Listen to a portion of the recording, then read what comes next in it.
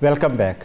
ہم بات کر رہے تھے پاکستان کی جشن آزادی کے اوپر اور کیا ہم تمام لوگوں نے اپنی ذمہ داریاں پوری کی ہیں. اس آزادی کی جو قدر و منزلت ہے کیا ہم نے اس کو سمجھنے کی کوشش کی ہے. اسی پہ بات کر رہے تھے بریگیڈیئر ظفر ڈار صاحب. ڈار صاحب میں چاہوں گا کہ آپ اپنی بات کمپلیٹ کریں تاکہ پھر میں باقی مہمانوں کی طرف جاؤں. کہ ہمارا جو سیکیورٹی کا سسٹم تھا نیشنل سیکیورٹی کا وہ مضبوط ہو گیا کیونکہ ہم نے اس پہ فوکس کیا. اور رائٹ فرام دا سٹارٹ جب پاکستان بنا ہے چونکہ ہمارا سپر پاور امریکہ کے ساتھ ایک ریلیشن شپ بن گیا تو اس ریلیشن شپ میں ہماری جو ملٹری ٹریننگ تھی وہ امریکہ نے کی. اور اس وقت امریکہ کی آرمی جو تھی وہ دنیا کی موسٹ ماڈرن اور موسٹ ٹرینڈ آرم فورسز تھی. تو وہ اس میں ہمیں ایڈوانٹیج ہو گیا. دوسرا ہمارے جو ڈپلومیٹس تھے فارن آفس کے ان کا جو انٹریکشن ہوا right from the creation of Pakistan وہ سپر پاورز کے ساتھ ہوا. وہ امریکہ کے ساتھ انٹریکٹ کر رہے تھے, وہ برٹن کے ساتھ انٹریکٹ کر رہے تھے, چائنا کے ساتھ انٹریکٹ کر رہے تھے. تو ہمارا یہ جو ایک اسٹیٹ کا آپ کہہ لیں کہ آرگن ہے یہ بھی بہت اسٹرانگ ہو گیا. بٹ انفارچونیٹلی ہماری جو پولیٹیکل سائڈ ہے اور ہماری جو جوڈیشل سائڈ یہ دو جو پلر تھے اسٹیٹ کے ان کی وہ ٹریننگ جو ہے وہ نہیں ہو سکی. تو اس لحاظ سے ہمارے یہاں پہ جو ویسٹرن ڈیموکریسی ہے وہ جس سپرٹ میں یا جس سینس میں امپلیمنٹ ہونی چاہیے تھی وہ پاکستان کے اندر نہیں آ سکی, بلکہ پاکستان میں ایک ایسا طبقہ جو ہے وہ پولیٹیکل پاور میں آ گیا جو کہ ملک کو چلانے کے لیے پرائمری رول پلے نہیں کر رہا تھا. لہٰذا وہ جوڈیشل جو وہ پولیٹیکل سسٹم کو مضبوط نہیں کر سکے. ہمارا ایک مضبوط پولیٹیکل سسٹم جو ہے وہ نہیں بن سکا, جس کی وجہ سے آج تک جو اسٹیٹ کی رسپانسبلٹی ہے ٹو دا پیپل اور لوگوں کی سٹیزنز کی جو آبلیگیشن ہے ٹو دا اسٹیٹ وہ ریلیشن شپ ہمارا آج تک جو ہے وہ نہیں بن سکا, جس کی وجہ سے ہم ابھی تک سفر کر رہے ہیں خاص طور پہ اندرونی حالات کے مطابق. بریگیڈیئر صاحب اس پہ آپ مزید بات کرتے ہیں کہ پاکستان کا جو سیاسی نظام ہے وہ مضبوط کیوں نہیں ہو سکا. ہمارے ساتھ کیونکہ اظہر سلیم صاحب بھی ہیں جو کہ ایسٹرولوجسٹ ہیں. اظہر صاحب ہم آپ سے بھی جاننا چاہیں گے کہ پاکستان اس وقت آپ کیا دیکھ رہے ہیں اس علم نجوم کی روشنی میں مستقبل کیا نظر آ رہا ہے پاکستان کا سیاسی اور معاشی. دیکھیں سب سے پہلے تو السلام علیکم. اور دوسرا اگر ہم جو اسٹرالوجی کے اندر ہم دیکھیں نا تو اسٹرالوجی کے اندر سب سے ضروری چیز جو ہوتی ہے وہ کسی بھی ملک کا اگر ملکی ذائچے کی ہم بات کر رہے ہیں تو جو انڈیپینڈنس جو ٹائم فریم ہے انڈیپینڈنس ٹائم کے مطابق ذائچہ بنتا ہے. اب پاکستان کا اگر ذائچہ اگر ہم دیکھیں تو جس وقت آزادی ملی اس میں جیسا کرنل صاحب نے بھی ذکر کیا جو قتل و غارت ہوئی اس دوران وہ اس کی ذائچے میں بالکل کلیئر انڈیکیشن ملتی ہے کیونکہ پلوٹو اور سیٹرن بالکل 4th ہاؤس کے اندر ہیں اور وہ اس چیز کو بلڈ شیڈ کو وہ شو کرتے ہیں, انڈر گراؤنڈ ایکٹیویٹیز کو شو کرتے ہیں. ٹھیک ہے, تو یہ لیکن اب مسئلہ یہ ہے کہ اس ٹائم پہ تو یہ ساری ایکٹیویٹی ہو گئی لیکن ان کی پریزنس کیونکہ برتھ چارٹ کے اندر ہے جو انڈیپینڈنس چارٹ ہے پاکستان کا اس کے اندر ہے تو اس کا مطلب ہے کہ یہ انٹرنل انسرجنسیز جو ہیں یہ پاکستان کو ہمیشہ سامنا کرنا پڑا اور کرنا پڑتا رہے گا. ٹھیک ہے, مستقبل میں بھی ابھی تک اب ہم آگے آتے ہیں, ابھی مستقبل کی طرف آتے ہیں. ابھی تو آپ پیچھے اگر ٹائم فریم آپ دیکھیں جس طرح بریگیڈیئر صاحب نے بات کی 48 سے بات کی کہ شروع میں انڈیا نے ساری انسرجنسیز شروع کر دی تھیں جو آپ کی جوناگڑھ کے اوپر دیکھ لیں یا دوسری ریاستوں کے اوپر, تو یہ سارا اسی کا حصہ تھا یہ سارا, کیونکہ یہ ساری چیزیں اس میں نظر آتی ہیں ساری چیزیں. اب اگر ہم یہی دیکھیں کہ ہم اس وقت کہاں پہ کھڑے ہوئے ہیں, اس وقت ہم جس موڑ پہ کھڑے ہوئے ہیں میں 2022 سے یہ بات کر رہا تھا کہ 2026 کا جو ٹائم پیریڈ ہے وہ اتنا امپورٹنٹ ٹائم پیریڈ ہے کہ یہاں پہ آپ کا ملک کا پولیٹیکل سسٹم وہ چینج ہونے جا رہا ہے.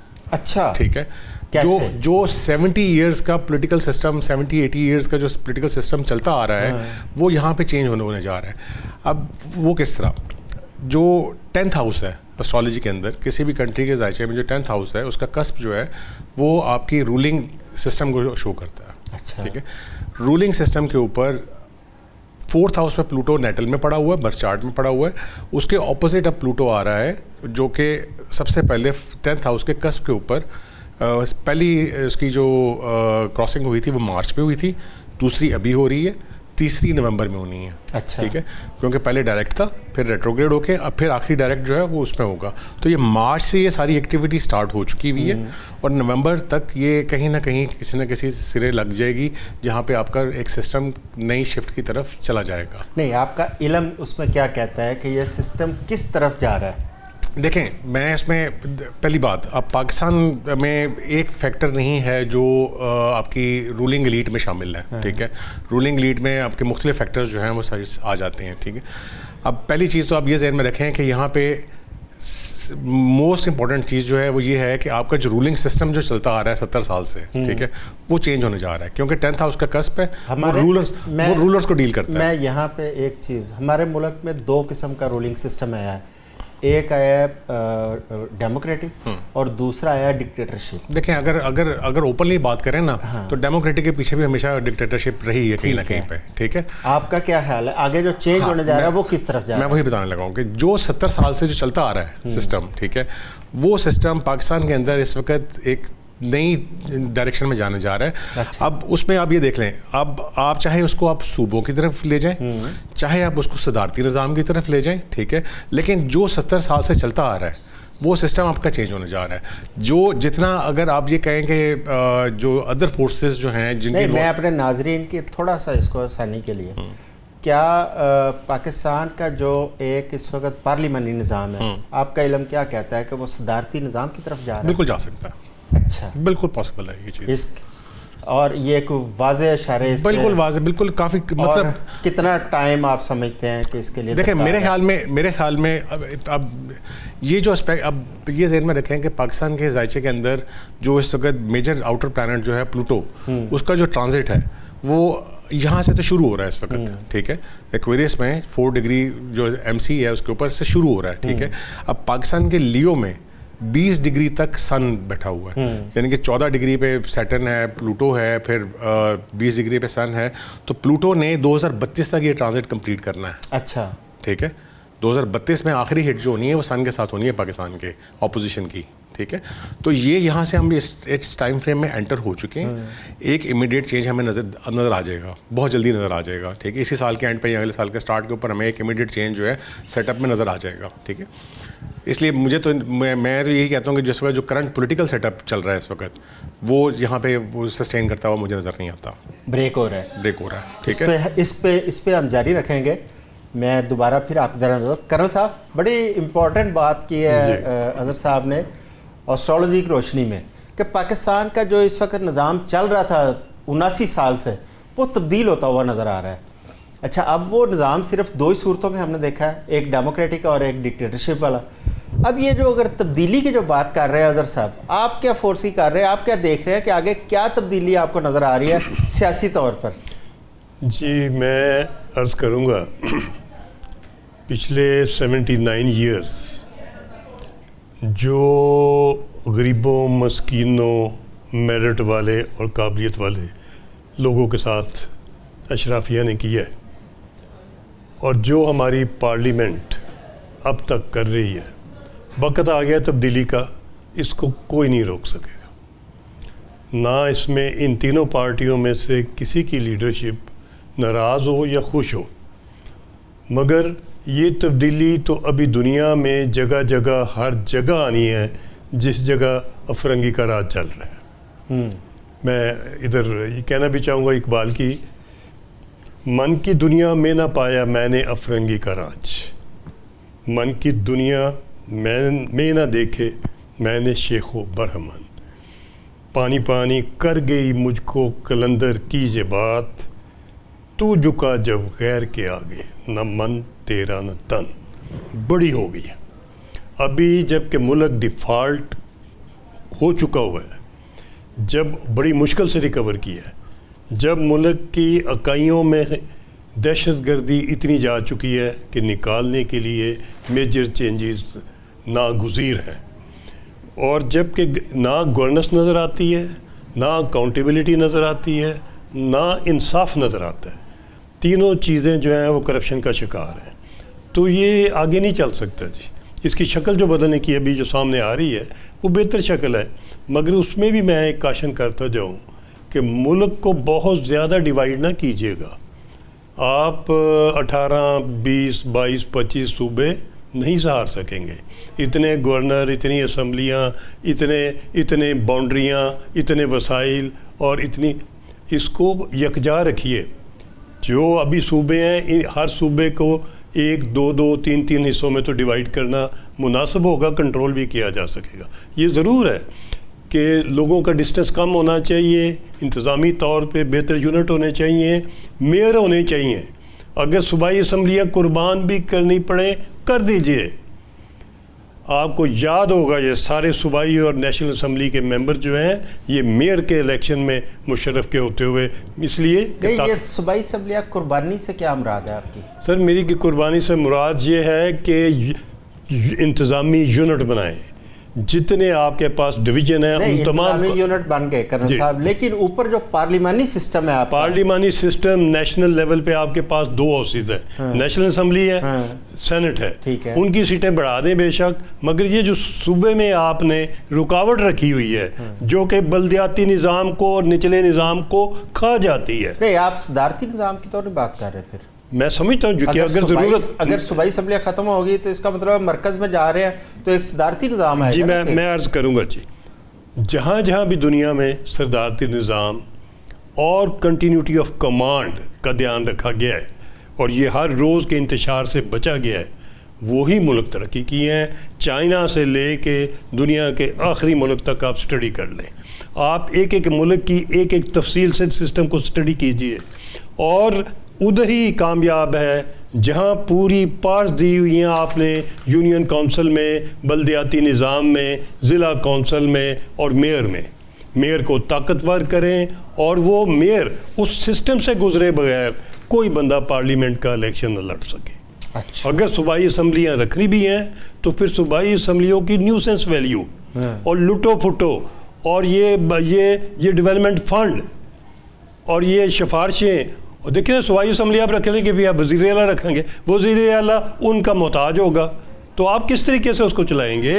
وہ تو پھر وہی پرانا سسٹم ہے، وہ نہیں دے گا ان کو ڈیولپمنٹ فنڈ تو نو کانفیڈنس ہو. تماشا لگا ہوا ہے اس ملک میں، تماشا لگانے ہر جگہ تماشا لگ جاتا ہے. تماشے بند کرا دیں، یونٹی آف کمانڈ رکھیں، سخت کنٹرول رکھیں.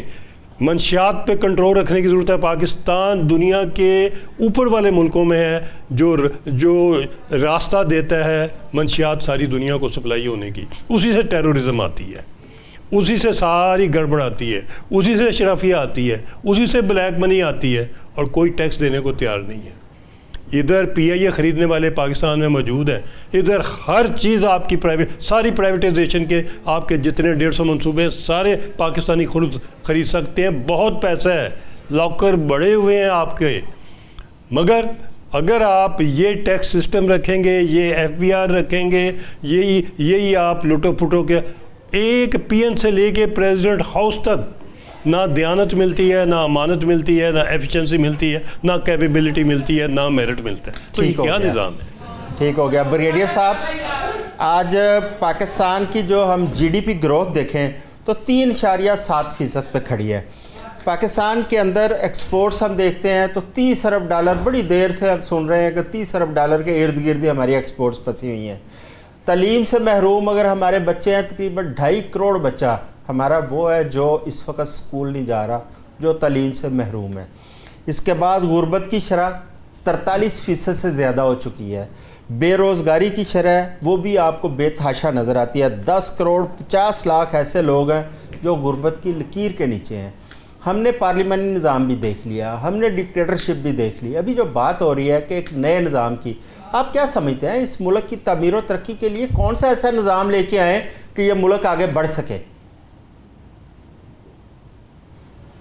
دیکھیں، میں تو سمجھتا ہوں کہ بیسک جو پاکستان میں کہ پولیٹیکل سسٹم میں جو چیز مسنگ ہے وہ یہ ہے کہ devolution of power to the grass root level, یعنی کہ عوام کو حق حکمرانی نہیں دیا گیا.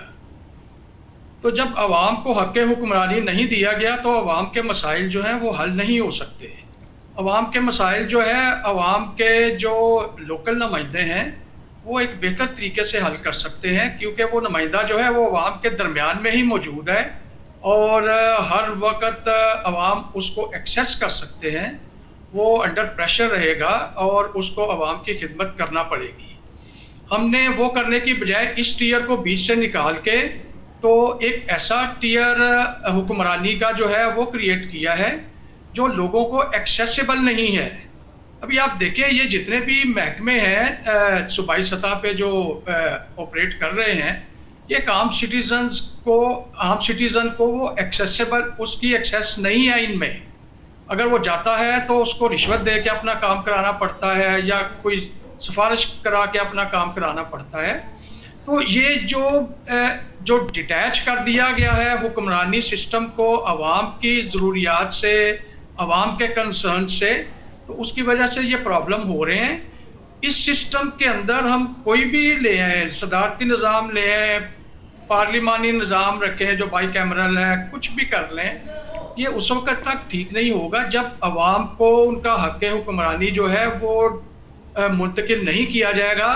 اور اس کو منتقل کرنے کا صرف ایک طریقہ ہے اور وہ بلدیاتی حکومتیں ہیں.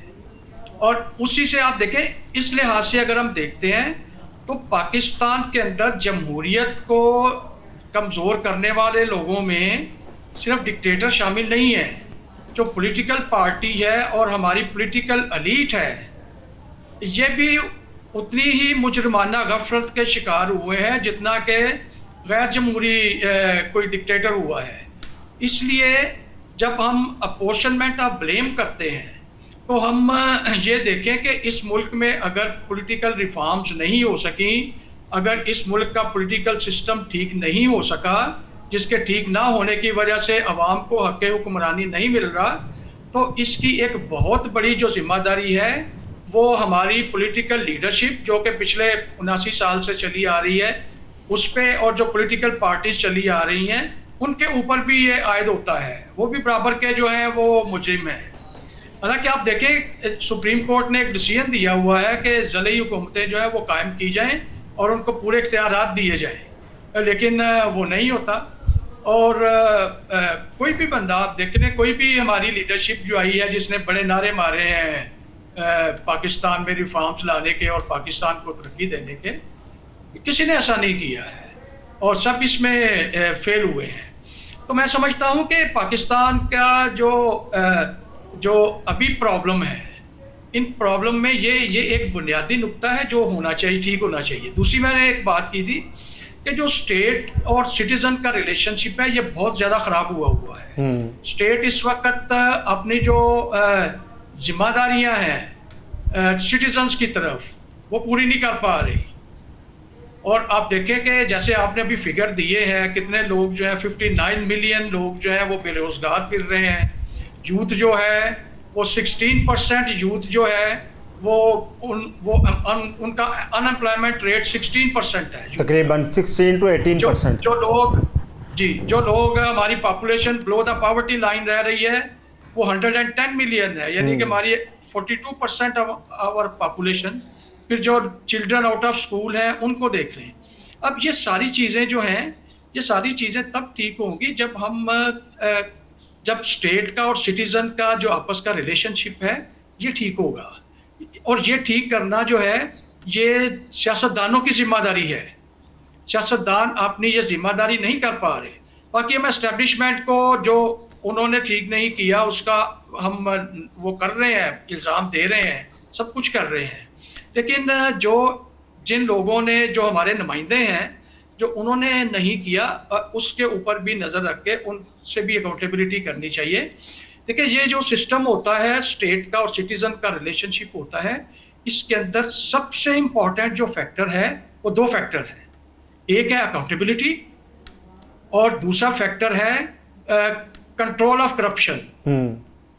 وہ دونوں جو ہیں ہم دیکھتے ہیں کہ وہ مسنگ ہیں ہمارے، وہ اس طرح سے نہیں ہو رہی جیسے جن کو کرنا چاہیے. لیکن اکاؤنٹیبلٹی کے لیے بار بہت سارے تجربات کیے گئے. کبھی نیب بنا، اس سے پہلے ایک احتساب بیورو بنا، اس قسم کے کئی محکمے بنے، لیکن احتساب آج تک ہم نے ہوتا ہوا دیکھا نہیں ہے.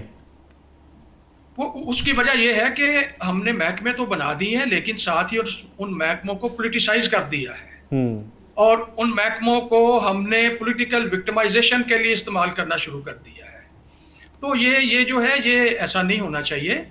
اور इंडिपेंडेंस देनी चाहिए कि हर महकमा जो है, हर स्टेट अच्छा बरेट साहब, मैं कर्नल साहब को, कर्नल साहब आपका क्या ख्याल है कि जो एक बुनियादी चीज़ है पाकिस्तान की, वो मेरा ख्याल है रूल ऑफ लॉ है। पाकिस्तान का जो अदालती निज़ाम है ये, या जो पाकिस्तान के इस वक्त कवानीन के अंदर एक आम आदमी और अशराफिया के अंदर एक बहुत बड़ी तफरीक है, क्या वो पाकिस्तान का सबसे बड़ा बिगाड़ का एक बायस नहीं है? जी कतई तौर पे आप बिल्कुल सही फरमा रहे हैं।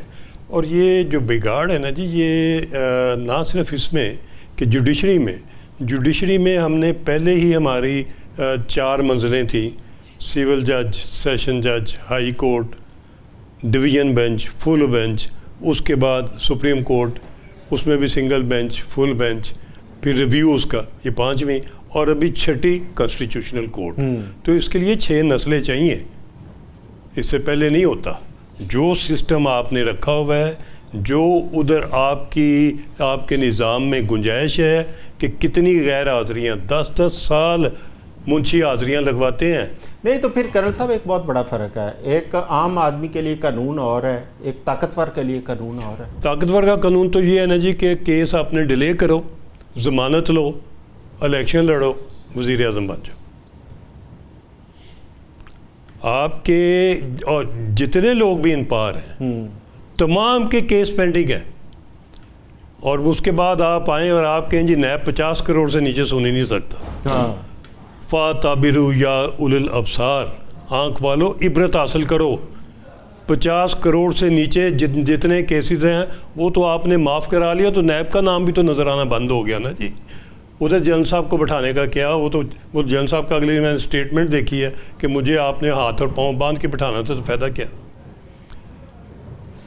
आम आदमी जो है वो तो 5 लाख की बल्कि 50,000 की करप्शन नहीं कर सकता, या वो कर भी ले तो वो काबिल गिरफ्त होता है। तो 50 करोड़ की ज़ाहिर है कोई इशराफिया में से ही कर सकता है। अभी वक्त हुआ एक शॉर्ट ब्रेक का, ब्रेक से वापस आते हैं, हमारे साथ रहिएगा।